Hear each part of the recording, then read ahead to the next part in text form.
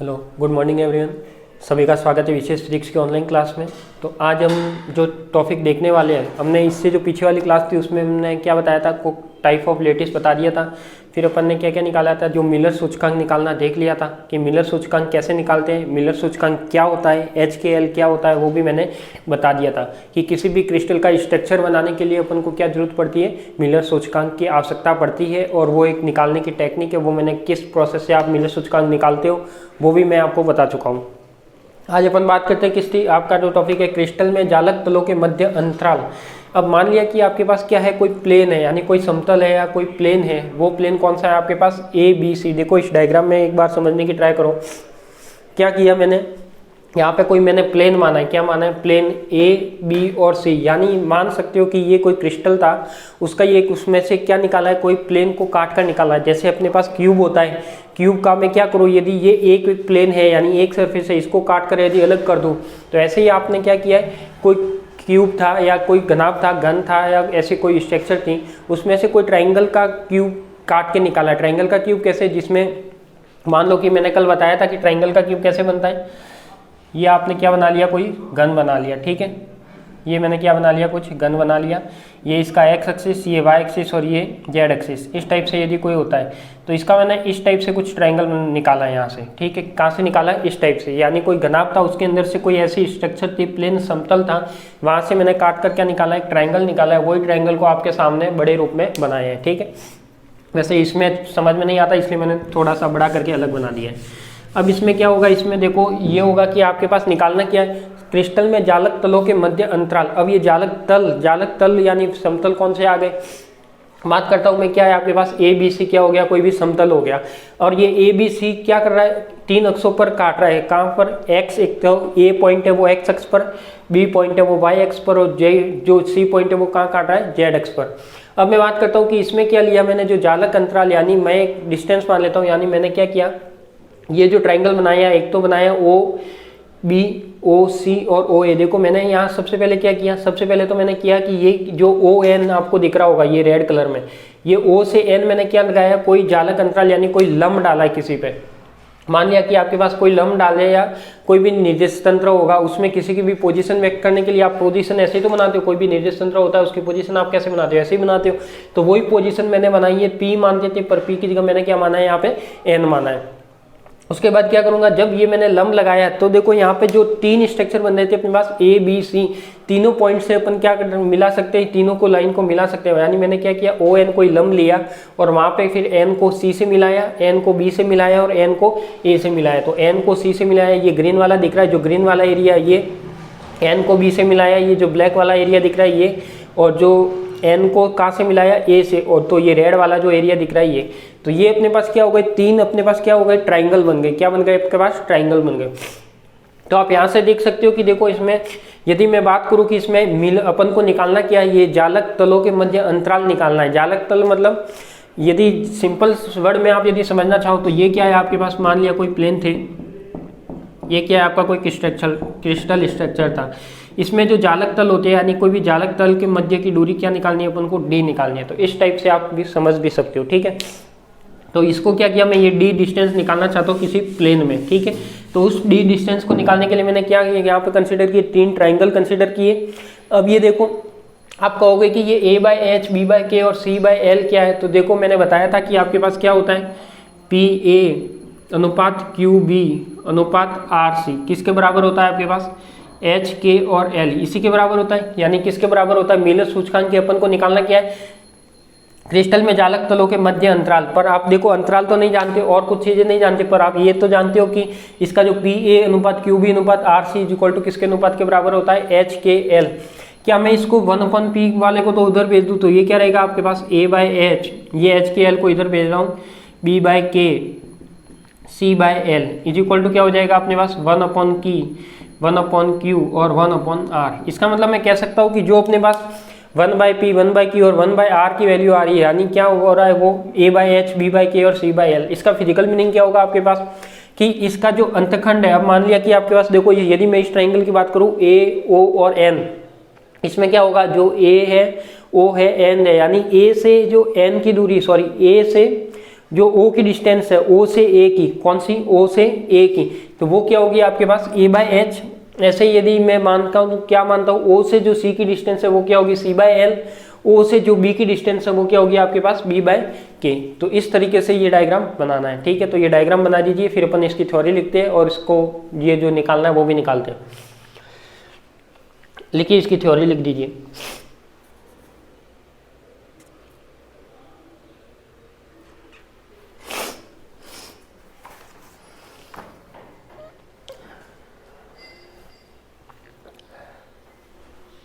इसमें यदि मैं एंगल की बात करूँ तो आप एंगल भी बना सकते हो। कैसे, ये जो एंगल होगा ये क्या होगा एल्फा, ये जो होगा इस बी के अंदर जो सेकेंड इसके अंदर होगा बीटा, और जो ये होगा ये क्या होगा गामा, ठीक है। वैसे एंगल नहीं दिख रहा तो कोई बात नहीं, जो ओ से ए के बीच में बनाएगा, जो ये ट्राइंगल है इसके बीच में बनने वाला एंगल सेंटर पॉइंट से अल्फा, जो सेकंड वाला ट्राइंगल है उसके सेंटर पॉइंट से बनने वाला एंगल बीटा, और इसका हो जाएगा गामा।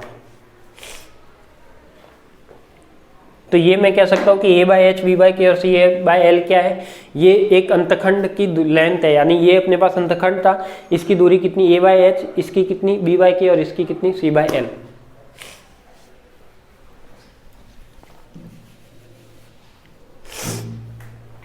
लिखिए नेक्स्ट,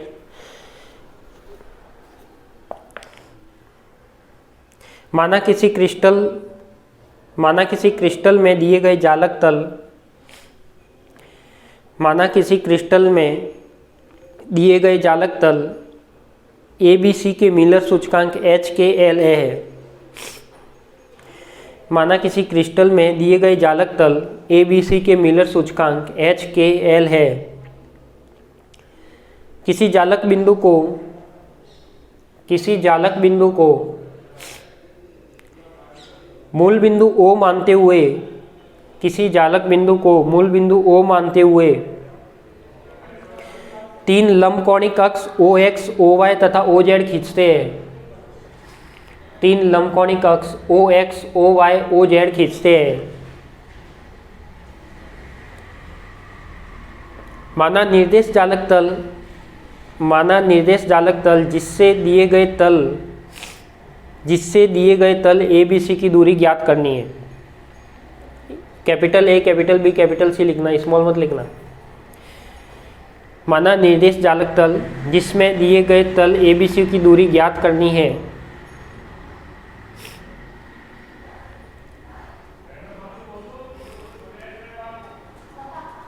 माना मूल बिंदु O है, माना मूल बिंदु O है,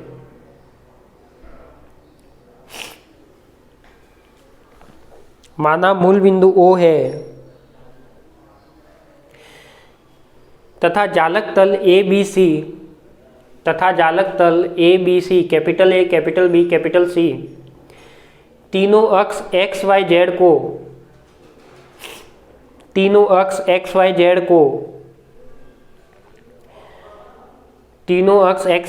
को क्रमशः A by H, B by K और C बाय एल के अनुपात में, एक्स वाई जेड को क्रमशः A by H, B by K और C बाय एल के अनुपात में अंतखंडों से काटता है।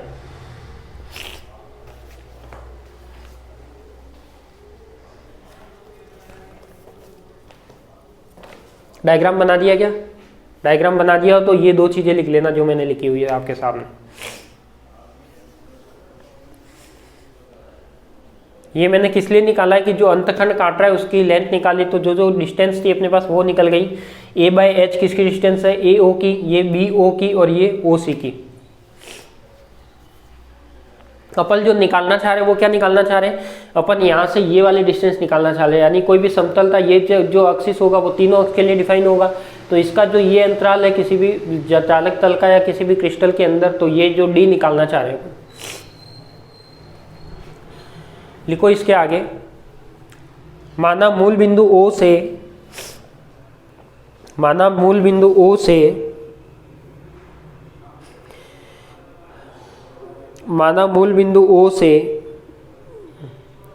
जालक समतल पर एक लंब ON डालते हैं।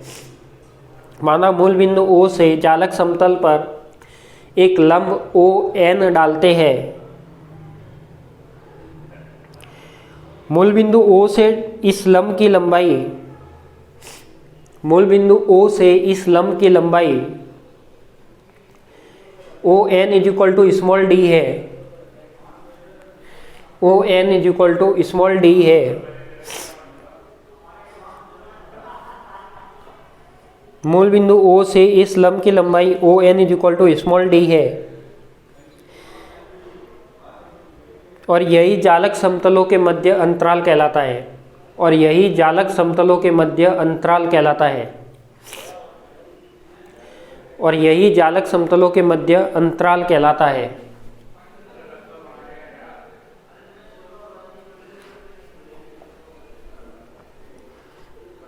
यदि लंब ON के यदि लंब ON के एक्स वाई जेड अक्षों के सापेक्ष, यदि लंब ON के एक्स वाई जेड अक्षों के सापेक्ष दिक्कोज्या अल्फा बीटा और गामा हो, दिक्कोज्या अल्फा बीटा और गामा हो, अल्फा बीटा गामा होगा तो यहाँ पे क्या होगा, देखो यहाँ पे यदि मैं कॉस अल्फा की बात करूँ तो कॉस अल्फा क्या आता है, आधार बटा कर्ण आता है, साइन कक्का होता है, लाल कक्का, ठीक है। तो ये क्या आता है आपका आधार बटा कर्ण, तो इसका आधार कितना हो जाएगा आपके पास ON, तो ये तो हो जाएगा ON, और ये क्या हो जाएगा कर्ण कितना हो जाएगा OA।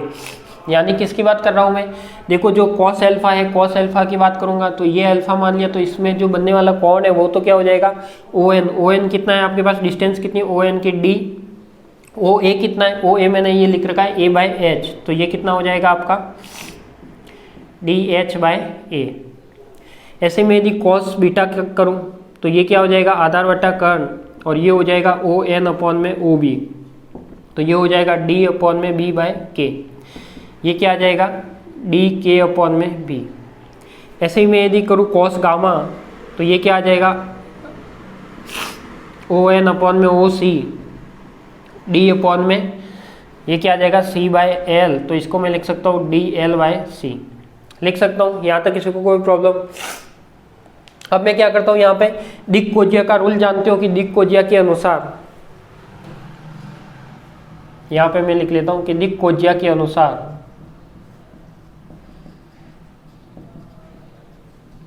ये क्या होगा, यदि मैं दिक्कोज्या के अनुसार बात करूँ तो देखो इसकी मैं वैल्यू लिखता हूँ तो ये क्या होता है आपका, यही रूल कहता है कि cos square alpha cos square beta plus cos square gamma is equal to क्या होता है 1 होता है। यदि मैं यहाँ पे तीनों की वैल्यू रख दूँ, कॉस अल्फा बीटा गामा की वैल्यू है आपके पास, तो ये क्या आ जाएगा DH/A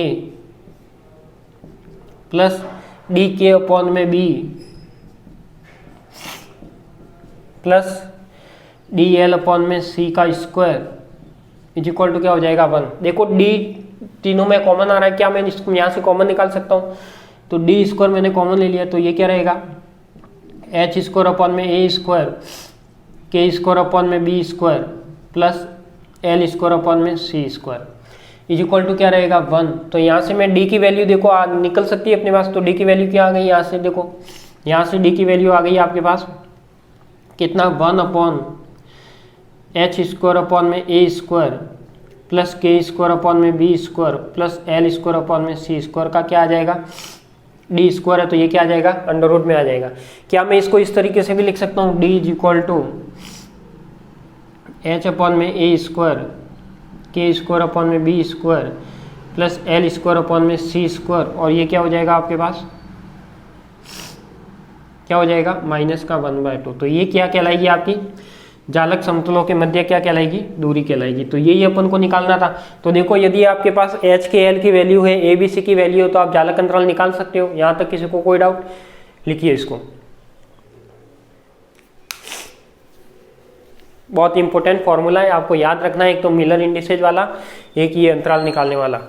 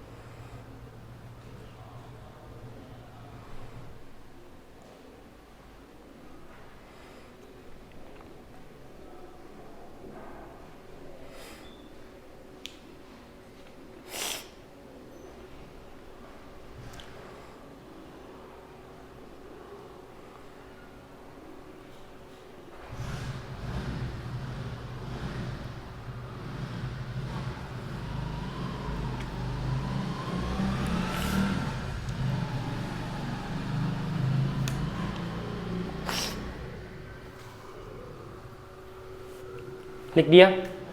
चले आगे।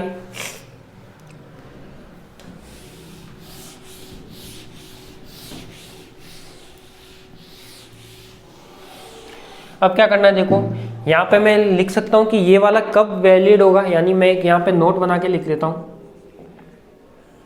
यहाँ पे ये जब भी वैलिड होगा जब इसके तीनों अक्ष परस्पर क्या होते हैं, एक दूसरे के परपेंडिकुलर होते हैं। यानी जो अपने पास जो अपन ने लेटिस के लिए टेबल बनाई थी, उस टेबल में देखा होगा कि आपके पास जो अल्फा, बीटा और गामा था वो तीनों कितने थे, 90 डिग्री होने चाहिए। तो ऐसे ही ये वाले केस कितने थे कि ये तीनों 90 डिग्री थे।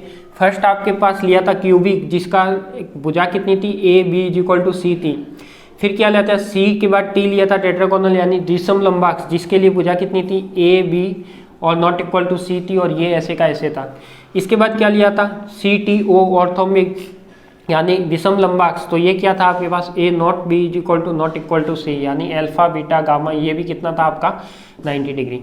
तो अपन कह सकते हैं कि इसमें ये जब भी वैलिड होगा, यानी इसके यदि आपके क्रिस्टल जालक के मध्य अंतराल निकालना है या जालक तल के मध्य अंतराल निकालना है, तो ये जब भी वैलिड होगा जब इसके पास तीनों अक्ष क्या होने चाहिए, परस्पर परपेंडिकुलर होने चाहिए, यानी लंबवत होने चाहिए। तो एक दूसरे से लंबवत है, तीनों 90 डिग्री के एंगल पे होने चाहिए, तब वो क्या हो जाएगा आपके पास, तो वो क्या होगा आपके पास, ये कहलाएगा। ठीक है, यानी ये वैलिड होगा। तो इसमें एक नोट करके लिख लीजिए आप, लिखिए कि यह सूत्र विषम लंबाक्स, यह सूत्र विषम लंबाक्स, द्विसम लंबाक्स, यह सूत्र विषम लंबाक्स यानी ऑर्थोम्बिक, द्विसम लंबाक्स यानी टेट्रागोनल, द्विसम लंबाक्स यानी टेट्रागोनल और क्यूबिक। यह सूत्र ऑर्थोम्बिक, टेट्रागोनल और क्यूबिक के लिए ही मान्य होता है, क्योंकि इसमें तीनों अक्ष परस्पर लंबवत होते हैं, तीनों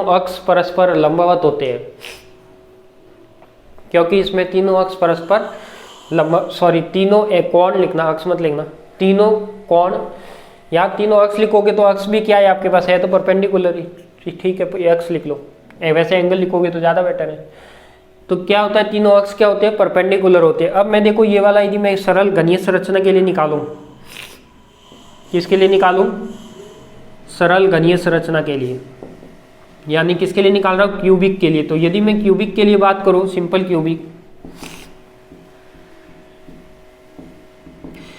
क्यूबिक में की बात करूं, तो आप जानते हो कि सिंपल क्यूबिक में A is equal to B is equal to क्या आता है, सी आता है। तीनों भुजा कैसी आती है, बराबर आती है। अपने पास फॉर्मूला क्या है जालक अंतराल का, d is equal to 1/h² upon में a square plus k² upon में b square plus l² upon में c स्क्वायर है। क्या यहाँ पे मैं ऐसे लिख सकता हूँ, तीनों भुजा बराबर है, तीनों को एक में कन्वर्ट कर दो तो ये क्या आ जाएगा, 1/h² upon a² plus k² upon में b square plus l² upon में c स्क्वायर आ जाएगा। क्या मैं यहाँ पे देखो, यहाँ पे क्या आएगा, तीनों की जगह a आ जाएगा, क्योंकि तीनों भुजा कैसी है, बराबर है। अब मैं क्या करूँ, यहाँ पे जो a है, ये a यदि एलसीएम ले लूँ तो कोई फर्क पड़ेगा क्या, एलसीएम ले लूँ तो ये क्या आएगा, a² रहेगा। a² को मैं अंडर रूट से बाहर निकालूंगा तो a आएगा, और उस a को मैं कहाँ ले लूँ, ऊपर ले लूँ। अपॉन में क्या बनेगा, h² प्लस k² प्लस का l²। तो यदि मैं क्या करता हूँ, सिंपल क्यूबिक के लिए यदि जालक अंतराल लिखना चाहता हूँ तो वो क्या आएगा आपके पास, h² प्लस k² प्लस का l²। ये क्या आ जाएगा। तो आप किसी भी कोई यदि कोई क्यूब दे दे तो, और एक क्यूब की भुजा दे दे और आपको मिलर इंडिसेस दे दे, तो आप क्या निकाल सकते हो, यहाँ से जालक अंतराल निकाल सकते हो। ठीक है, लिख लीजिए इसे, सिंपल क्यूबिक के लिए लिख लो।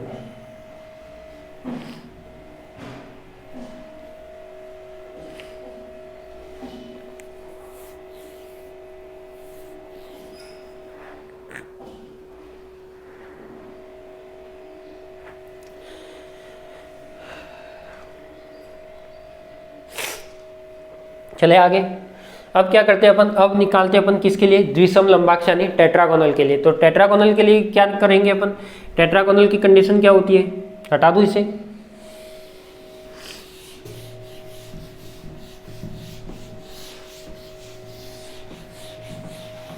अब किसके लिए लिख रहा हूं मैं, टेट्रागोनल यानी द्विसम लंबाक्स के लिए। किसके लिए, द्विसम लंबाक्स के लिए।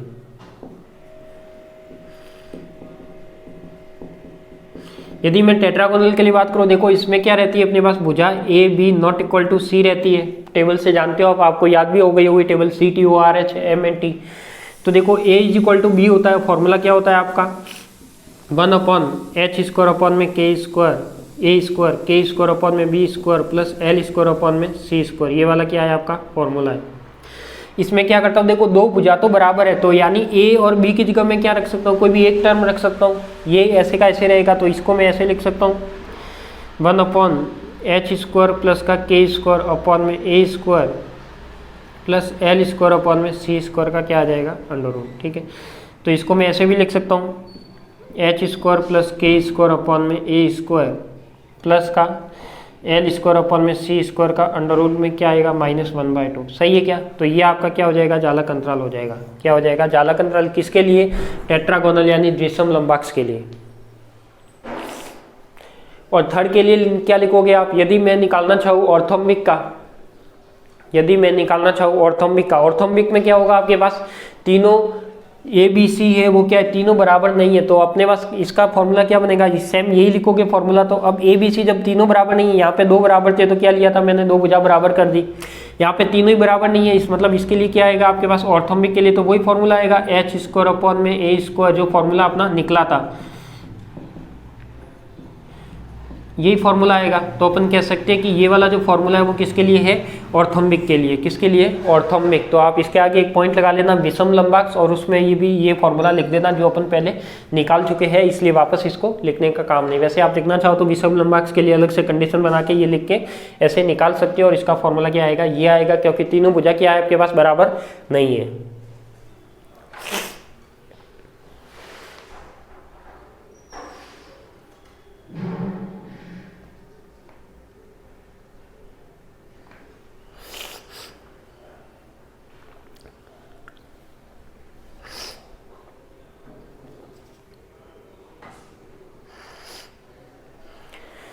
हटा दो, क्वेश्चन पर चले अब। तो लिखिए, क्वेश्चन लिखिए,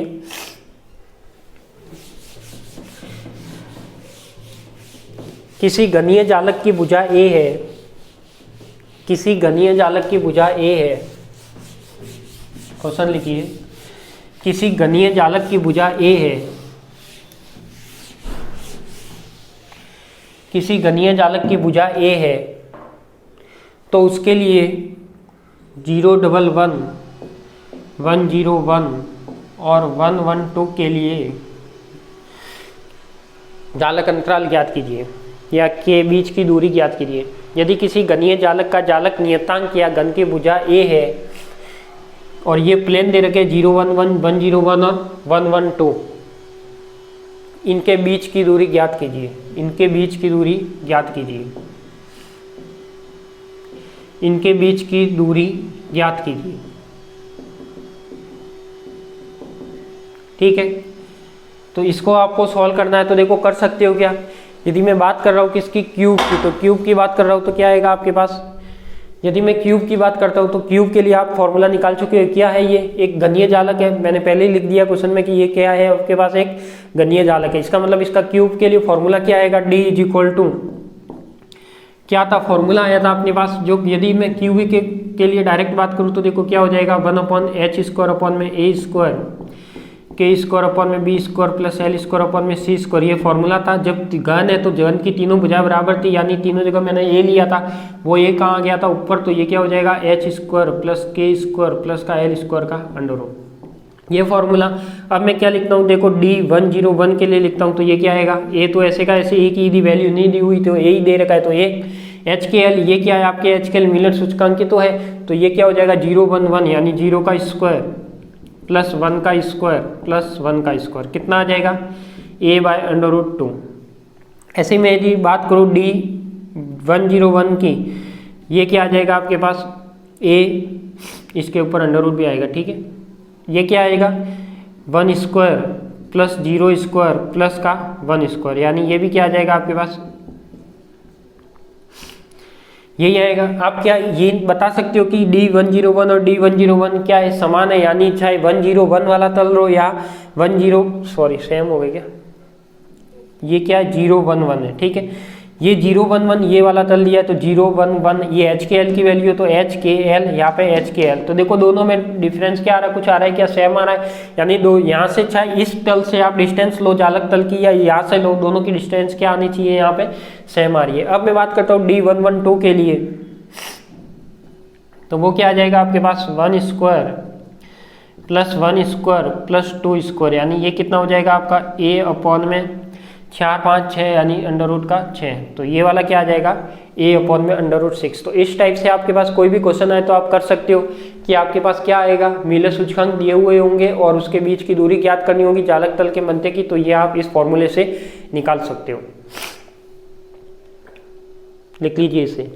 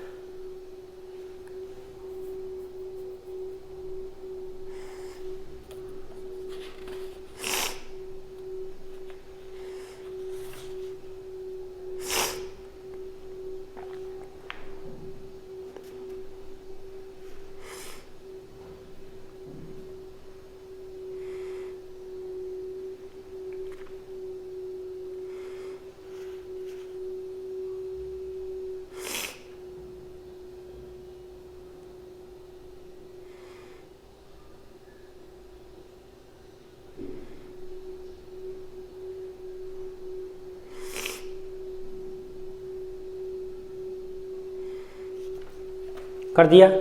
इसमें आप और निकालना चाहो तो क्या निकाल सकते हो, 111 भी निकाल सकते हो। क्या निकाल सकते हो 111, तो ये क्या आ जाएगा A अपॉन में अंडर रूट 3। और भी कुछ आ जाए आपके पास, यदि D100 हो ये भी निकाल सकते हो, क्या आएगा A अपॉन में अंडर रूट 1। और कुछ निकालना हो तो ये देखो 101 निकाल दिया, 11 निकाल दिया, ऐसे भी निकाल सकते हो 011 निकाल दिया, यानी 110 ऐसे निकाल सकते हो। ये क्या आ जाएगा D अपॉन अंडर रूट 2। तो इस तरीके से जितने भी तल आए आप सबके बीच में क्या निकाल सकते हो, D निकाल सकते हो। ठीक है, यहाँ तक किसी को कोई प्रॉब्लम नहीं है। चले आगे, तो एक क्वेश्चन लिखिए, इसके आगे क्वेश्चन लिखिए, वो थोड़ा डिफरेंट है इसका।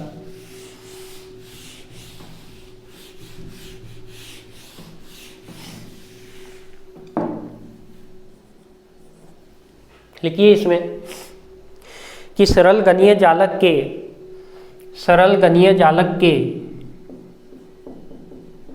111 और 110, सरल गणीय जालक के 111 और 110 समतलों में जालक बिंदुओं के घनत्व की तुलना कीजिए। जालक बिंदुओं में घनत्व की तुलना कीजिए।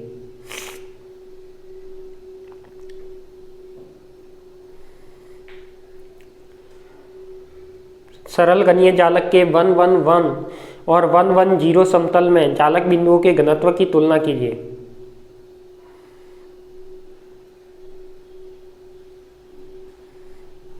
अब देखो यहाँ पे अपने पास जो सरल गणीय जालक के लिए जो घनत्व आएगा, सबसे पहले तो आप घनत्व को कैसे लिखोगे वो आपको पता होना चाहिए। वैसे किसी भी पार्टिकल का यदि वहां आप दूसरी नॉर्मल फिजिक्स में घनत्व लिखते हो तो क्या लिखते हो, द्रव्यमान बटा आयतन लिखते हो। तो आपके पास देखो जो सरल गणीय जालक के लिए घनत्व होगा वो क्या होगा, इसमें जो मेन चीज है वो वही है कि घनत्व लिखना आना चाहिए। तो सरल गणीय जालक के लिए घनत्व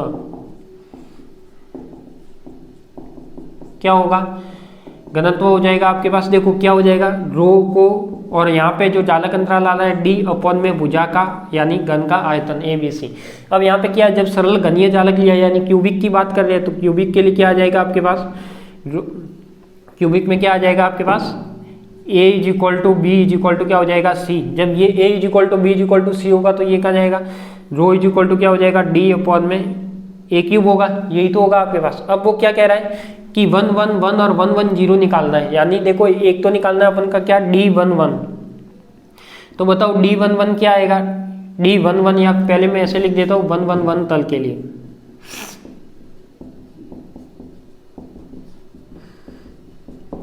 ठीक है, तो इसमें यदि मैं D11 की बात करूँ तो ये तो क्या आ जाएगा 1 अपॉन, या फिर क्या है क्यूबिक है तो ऊपर क्या आ जाएगा a, और क्या आ जाएगा 1 square plus 1 square plus 1 square, यानी कितना हो जाएगा आपके पास a/√3। यदि मैं इसके घनत्व की बात करूँ तो इसका घनत्व कितना आएगा, देखो ρ1 इज इक्वल टू क्या आ जाएगा बताओ, एक बार ऐसे का ऐसे रख दो, कोई दिक्कत थोड़ी है, कोई दिक्कत नहीं है। और दूसरे के लिए यदि मैं बात करूँ कौन सा 1 1 0 के लिए, तो इसका d कितना आ जाएगा 1 square plus 1 square plus 0 square. ठीक है, यानी ये आ जाएगा a/√2। यहाँ तक किसी को कोई प्रॉब्लम, क्या निकाला जो आपने पढ़ा है वही चीज़ मैंने निकाली है। अब मैं क्या करूँ यहाँ पे बताओ, अब क्या करूँ, अपन को क्या करना है, घनत्व की तुलना करनी है, लास्ट में यही तो पूछा है, अनुपात या तुलना। तो ये क्या हो जाएगा, दोनों के लिए अलग अलग घनत्व लिखेंगे अपन। एक बार लिखेंगे ρ1 1 1 के लिए, एक बार लिखेंगे ρ1 1 0 के लिए। तो ये क्या हो जाएगा, देखो इसके फॉर्मूले के बेस पे लिखे, यदि इस बेस पे, तो ये क्या हो जाएगा D11 अपॉन में a क्यूब अपॉन में D11 0 अपॉन में a क्यूब। a क्यूब से a क्यूब तो हट जाएगा, तो ये क्या रहेगा D11 अपॉन में D11 0। तो इसकी वैल्यू, दोनों की वैल्यू है आपके पास, तो ये क्या हो जाएगी ρ1 0। देखो D11 की वैल्यू क्या है a/√3, तो ये तो क्या हो जाएगा a/√3 अपन में ये क्या हो जाएगा a/√2, तो ये हो जाएगा a/√2। a से a कैंसिल आउट हो जाएगा, तो ρ1 1 0 कितना आएगा √2 अपॉन में √3। ये आपका क्या आ जाएगा, इसका अनुपात आ जाएगा। क्या आ जाएगा, इसका अनुपात आ जाएगा। लिख लीजिए इसको।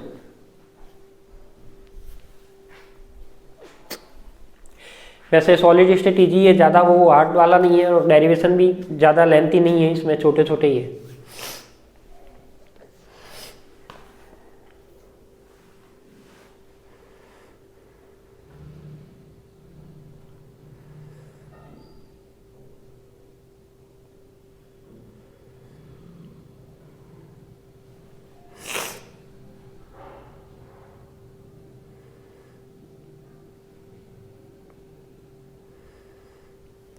नेक्स्ट क्वेश्चन लिखिए, लिख दिया ये।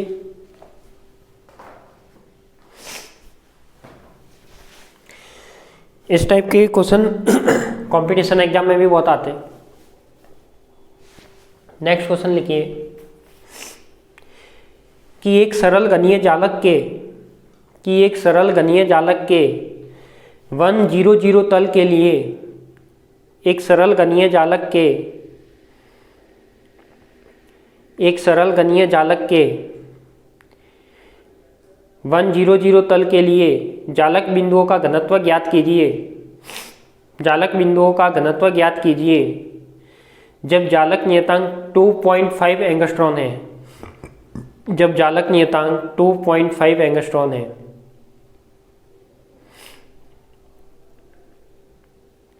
एक सरल घनीय जालक के 1 0 0 तल के लिए जालक बिंदुओं का घनत्व ज्ञात कीजिए जब जालक नियतांक 2.5 एंगस्ट्रॉन है। सवाल समझ में आ गया क्या, क्या बोल रहा है वो?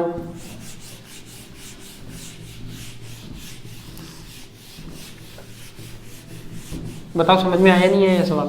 जो पूछ रहा है वो समझ में आ गया? क्या पूछ रहा है कि वो पूछ रहा है कि घनत्व पूछ रहा है किसका? 1 0 0 तल का। क्या पूछ रहा है? 1 0 0 तल का क्या पूछ रहा है? घनत्व पूछ रहा है। तो वो घनत्व क्या हो जाएगा? देखो यदि मैं बात करता हूँ उसके घनत्व की, तो घनत्व इज इक्वल टू क्या हो जाएगा? D1 0 0 अपॉन में क्या आ जाएगा? पूजा का क्यूब आ जाएगा। यानी किसके लिए बात कर रहा है? क्यूब के लिए। तो ये क्या आ जाएगा? क्यूब। अब D1 0 जानते हैं, उसकी वैल्यू क्या होती है? आप इसकी वैल्यू होती है 1 अपॉन क्यूब के लिए, तो ये तो क्या आएगा आपका? ऊपर आएगा। तो ये ऊपर अपॉन में 1 स्क्वायर प्लस 0 स्क्वायर प्लस का 0 स्क्वायर और अंडर रूट। तो ये क्या आ जाएगा? Only A. तो ये क्या बनेगा आपके पास? Rho is equal to A upon में क्या बचेगा? A square. ठीक है, ये ए क्यूब है, तो ये क्या रहेगा आपके पास? ए स्क्वायर। अब आपको दे रखा है कि क्या दे रखा है कि उसमें जालक नियतांक या कुछ वैल्यू दे रखी है किसकी? जालक नियतांक की जालक नियतांक क्वेश्चन में कितना दे रखा है, गिवन है 2.5 एंगस्ट्रॉम। तो ये क्या हो जाएगा आपका जालक नियतांक के लिए, rho is equal to 2.5 into 10⁻⁻10 metre का स्क्वायर हो जाएगा। तो इसको जब आप सोल्व आउट करोगे तो इसका आंसर आ जाएगा, ठीक है। यानी ये कितना हो जाएगा 2.5 इंटू 2.5 10⁻⁻20 को मैं ऊपर ले आऊँ तो ये क्या हो जाएगा +20, ठीक है। इस टाइप से आप इसको सॉल्व कर सकते हो। तो इसका आंसर आ जाएगा 1.6 इंटू 10⁻21 के समथिंग, कितना, यानी इसमें से क्या करोगे आप, यहाँ से 2 पॉइंट हटाओगे तो 2 पॉइंट हटाओगे तो +2 और जुड़ जाएंगे। फिर इसका जो 1 में कितना डिवाइड लगाना, 25 इंटू 25 625 का डिवाइड लगाओगे तो आपके पास आंसर आ जाएगा इस टाइप का कुछ, ठीक है।